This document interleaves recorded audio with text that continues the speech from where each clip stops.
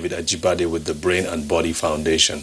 And I want to thank you for taking the time out from your busy festivities to join us on this program.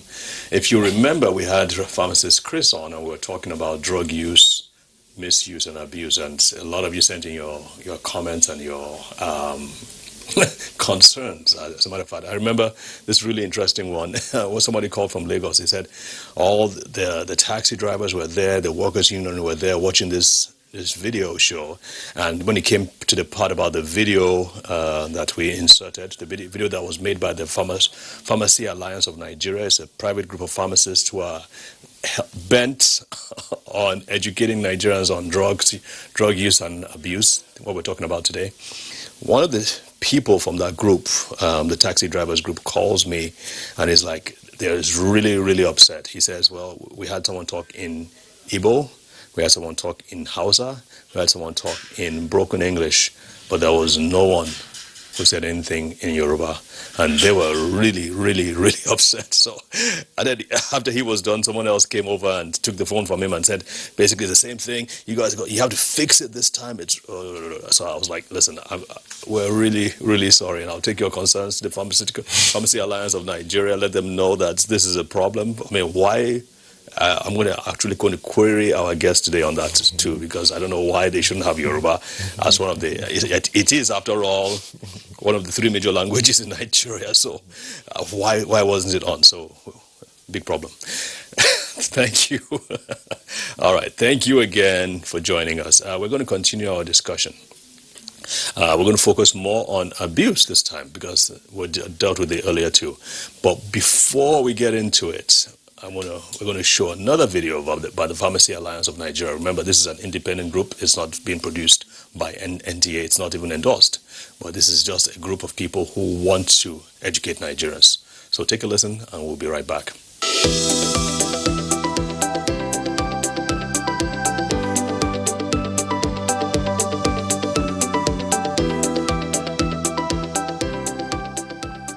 Every day, millions of tablets, of capsules, and even of injections are taken by Nigerians, either to treat some illnesses or to stay healthy. While these medicines are designed to heal, do you know that inappropriate use of these medicines can actually lead to more serious conditions or even death? To stay safe, always consult your pharmacist before taking any new medication. Did you know that taking certain medicines for erectile dysfunction or to enhance sexual performance, together with some of your medicines for your heart, can increase your risk of having a heart attack? Even the herbal supplements are not spared. Did you know that taking this drug, aspirin, with supplements like garlic or ginger could lead to fatal internal bleeding? Some of us like taking grape juice, which is good for us, very good for us. But did you know that taking it with some medications like antimalarial, which contain artemether lumefantrine, some antibiotics, which contain erythromycin, and some erectile dysfunction drugs for men can cause serious side effects, which can be mild or even life-threatening. Taking some antibiotics with milk can actually affect the absorption and effectiveness of the medication. As much as possible, use water. Not all sicknesses and deaths are caused by your village people. Some are self-inflicted, especially when you take medicines recommended for your neighbors because you feel not the same thing they do you. Even when a drug is original, the way it's stored determines how well it will work. Many drugs must be kept in a cool room temperature, while others are required to be kept in the fridge, not freezer. Some vaccines require specific temperature for storage. For your medicine to be safe and effective, don't self-medicate, even if Google says so. And remember, don't buy your medicines from unauthorized chemists, kiosks, hawkers, buses, or even supermarkets. Don't. See your doctor regularly to review your medications. Schedule medication review session with your pharmacist. Store your medicines properly. Look out for the RX sign anytime that you need to get medicine. As pharmacists, we're committed to providing safe and effective medicines for all. We are pharmacists. We care.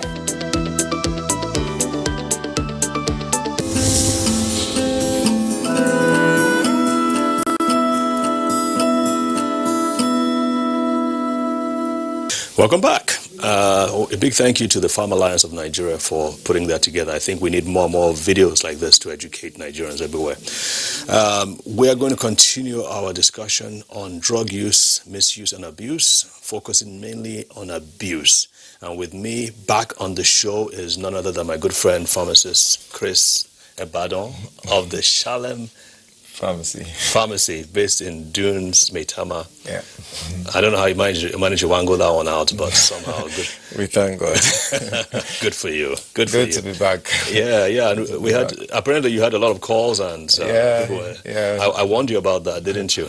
Well, it was good at least. It shows that people are watching, people are concerned about drug abuse and misuse in Nigeria, because some of the calls were just to confirm that, yes, we need this to be talked about. People need to hear about these things. Let's keep talking. Some of them called to just say thank you. I've always wanted this to be out there. Good. So I'm sure and especially for where kids are concerned, because I forgot to mention this in the last show, but if you start giving kids a lot of antibiotics, a lot of these strong medications at a tender age, it messes up with their guts and their gut flora, their digestive system. And I've had kids, as you know, we deal with brain disorders, autism and other conditions, who they were absolutely normal before, and they had maybe the child had an air infection which wouldn't go away, and they hammered him with antibiotics for an entire year. An entire year. You're not supposed to go on antibiotics for more than, 2 weeks max? 7 days, 14 days. 14 days. Well, the thing about antibiotics is that some of them are that strong, and like you rightly said, the gut has population of bacteria, good bacteria and bad bacteria. The thing about it is that when you take these antibiotics, it doesn't just kill the bad bacteria, it kills the good bacteria. Which are vital for brain function, gastrointestinal function. The bottom line is that kid ended up with autism. Wow. Ended up couldn't speak, couldn't do a lot of things that he could do before they started on the course of treatment. So that's why we mentioned, this is not so popular, but I think more people need to know about probiotics, taking probiotics after a course of antibiotics to help bring back the flora of bacteria in the gut. And so more people need to go to their pharmacist, go to your doctor, ask them about good probiotics that you can take after a course of antibiotics to help you get back not just build your immune system, but get back the good bacteria to do what they're meant to do. Absolutely. I just felt it was important we said that today. All right, so let's go on to abuse. Let's first of all talk about the general or commonest types of drugs that are being abused in Nigeria today, especially. All right. In Nigeria, just like most places in the world, I think in Nigeria, alcohol definitely is abused. I think is at the top. And then you have marijuana, you have cannabis, you have... you're speaking English now. We want to remember who are some of our viewers are. Okay. You're the Yoruba, so you should take care of that. What are the common terms that are used for this, for cannabis, marijuana, on the street names like that? They have all sorts of names. I cannot remember. Igbo, ganja. Exactly. Igbo, yes. Things like that. Yes, things like that. Yes. Of course, those are contaminated with other things as well. Yeah, of course. And I also know from information that tramadol tramadol use in Nigeria is one of the highest in the world. Relative to our population, and it has become the highest. In the world. If you go around shanties in Nigeria, Abuja here, Lagos, Kano, anywhere, most of the shanties, one way to know that these things are really, really abused by a lot of Nigerians, you see empty packs. You see codeine packs, empty packs of tramadol, empty sachets of tramadol everywhere. And that's true. Somebody used it. And Tramadol, for example, is an opioid analgesic used for moderate to severe pain. Opioid is in the same class as morphine, right? Morphine, yes. Right. But not as strong as oxycodone. right. Yeah. Right. You know, these drugs, they have side effects. One might have less side effects than the other. That's why they are prescribed.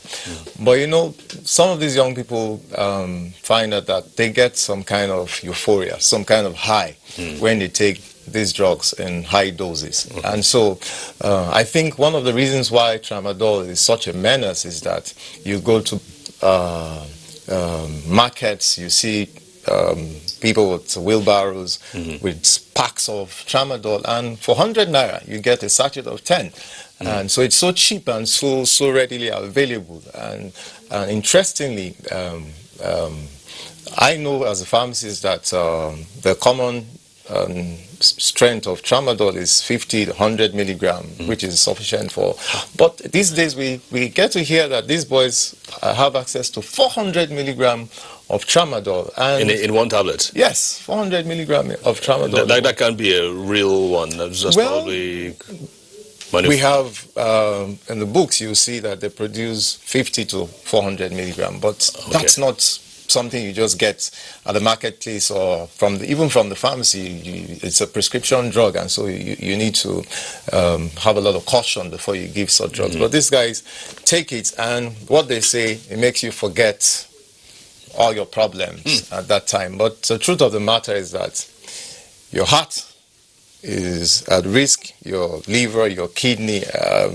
Tramadol at high doses, continuous use, has the capacity to put someone in coma and then lead to death. Wow. And these happen. And so sometimes especially like we mentioned last time, there is a higher number of young people coming down with kidney failure, with a lot of liver problems, and everybody's wondering what's happening. And sometimes the root of it is some of these drugs that are being abused. We even here have information that some of these painkillers, that people use them to ripen fruits, for crying out loud. I mean, they buy some of these painkillers and the tablets, grind them into powder and use it to ripen some fruits that you and I buy from the market. We also hear young people, especially teenagers, you know,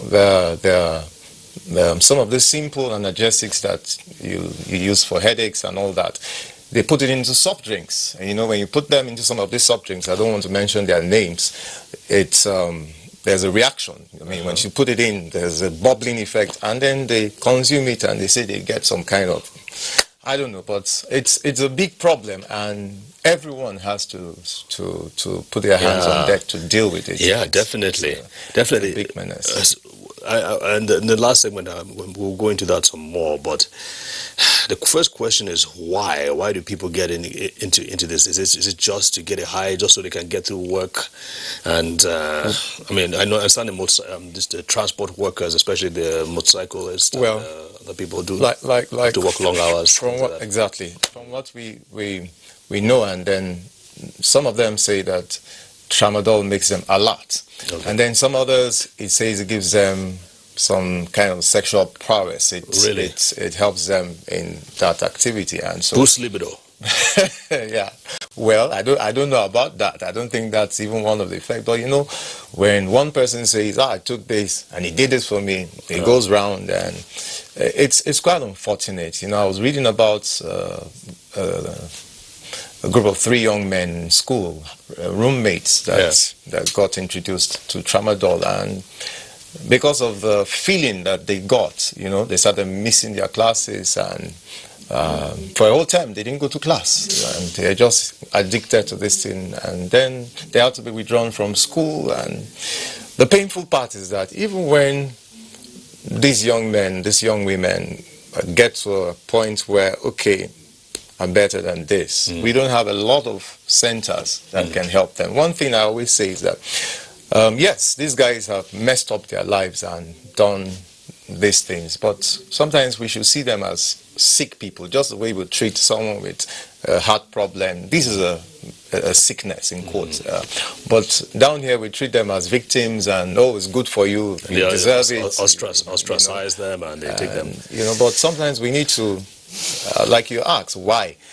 So many people, I mean, some people come into the pharmacy and maybe they have some kind of condition and we say stress, and they ask, who is not stressed in Nigeria? Everybody in Nigeria is stressed. And so some people see that as kind of way out of the stress. Let me not remember the stress. Right. Well, it's a big problem, folks, a really, really big problem. And hopefully we'll be able to talk about some of the possible solutions to it. And we can also point you to certain areas in your location where there are what you call rehabilitation centers and all that, at least credible ones. So if you go to our website, you can also find out some more information on that, brainandbodyfoundation.org. We have to leave it at this point. We will be back in a few minutes. Do not go away.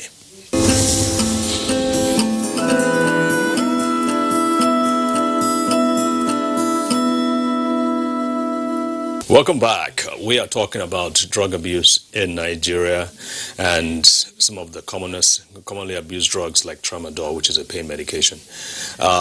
We don't want to leave this segment without actually talking about possible solutions. And as you know, these drugs have a way of affecting the brain, shifting the brain chemistry, making them more and more dependent, addicted to these drugs. It doesn't mean that it's irreversible. There are things that can be done to help to address it. And as you know, our goal with this show and our goal with the Brain and Body Foundation is to point you through things you can use and do where you are, whether you're in Birnin-Kebbi or Zungeru or wherever in the country you are, so that you can at least get some solution for your people. It's not an easy task, is it? Not at all. Not at all. With addictions. Not at all. It's definitely it's not a one-day job. Not a one-day thing. It's not a one-week job. And most people who just say they're just going to cold turkey, when they say cold turkey, it's like they're just feel like willpower. I'm just going to stop, and I'm going to stop once and for all. Doesn't help. It's not possible. For some few people may be able to do it, but most people cannot. Most people can't. The truth of the matter is that they need help. Yeah. All right. They need a lot of help from family.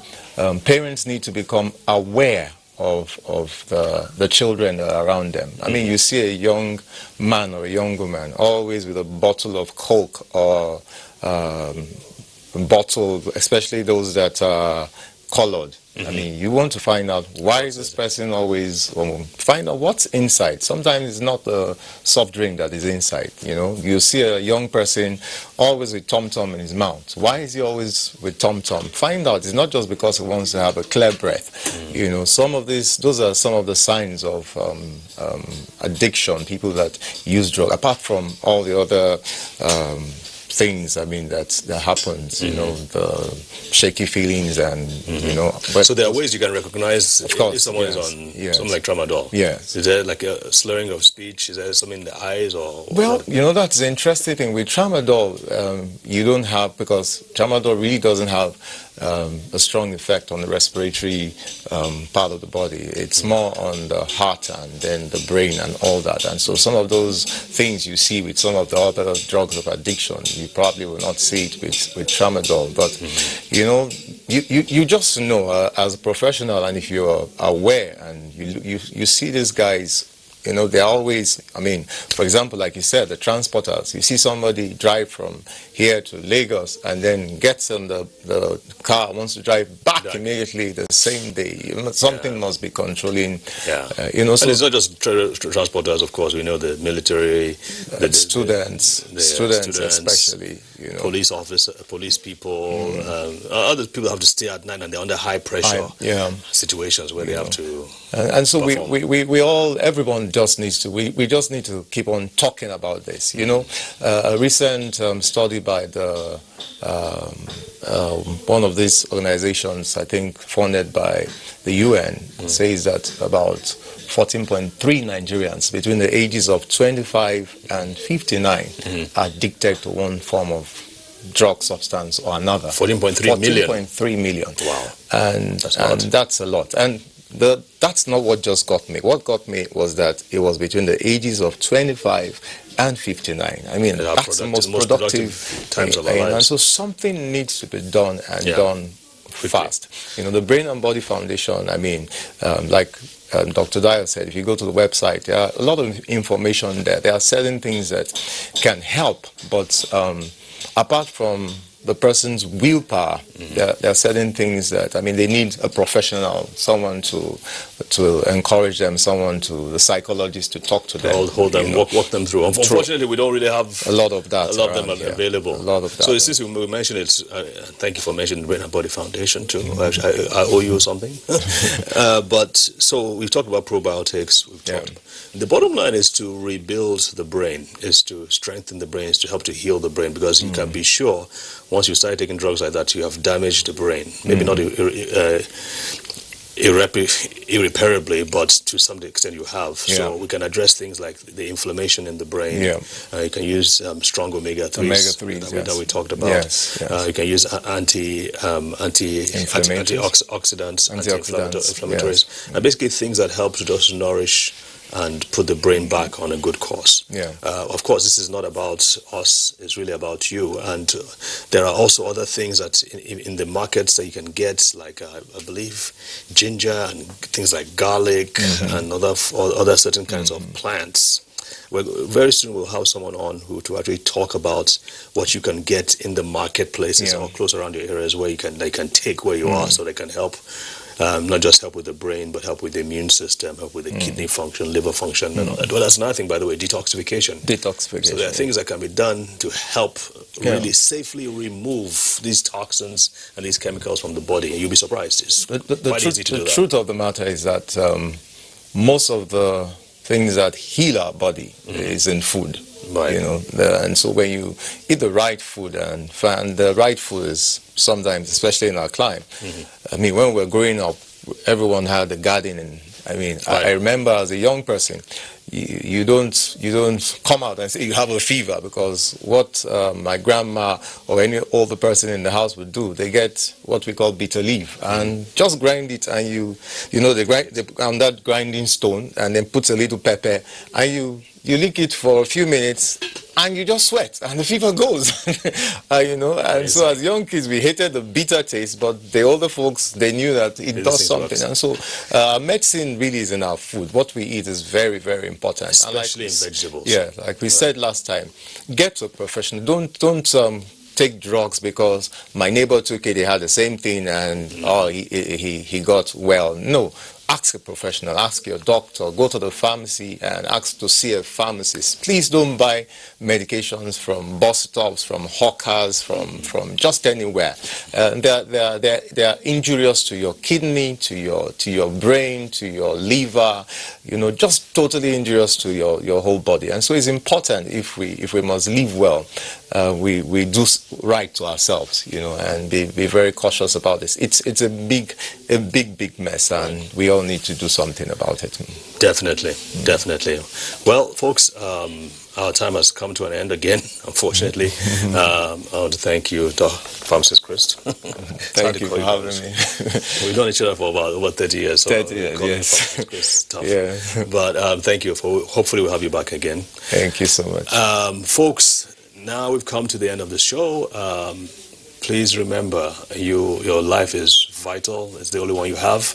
And remember to have a wonderful Christmas festivity. Be on guard, be on the watch when you're traveling. Please make sure you travel safely, okay? Be safe. Right. So God bless and have a great week. Merry Christmas. Merry Christmas. Bye.